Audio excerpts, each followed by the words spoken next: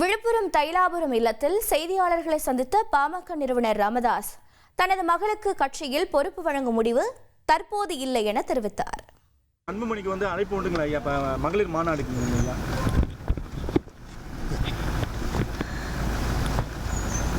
சொல்லலாம்.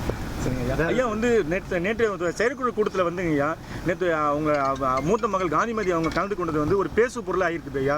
குடும்பத்தில் யாரும் கலந்து இது பண்ண மாட்டாங்கன்னு ஏற்கனவே சொல்லியிருந்தீங்களா ஐயா? கலந்து கூடாதுன்னு சொல்லி ஏற்கனவே குடும்ப பெண்கள் சொன்னாங்க. அது நேற்று கலந்துக்கிட்டாங்க ஐயா. நேற்று இல்லை, முந்தா நேற்று ஐயா செயற்குழு கூட்டத்தில் கலந்துக்கிட்டாங்க ஐயா. நான் சொல்றது ஒன்று புரியலையா ஐயா? அதுக்கு முன்னாலே ஆரம்பிச்சிட்டாங்களே. இப்போ அவங்களுக்கு முக்கிய பதவி என்ன கொடுக்கப்படுதுங்களா ஐயா? அவங்களுக்கு ஒன்றும் இல்லை, இப்போ ஒன்றும் இல்லை, தற்சமயம் இல்லை. போக போக தெரியும்.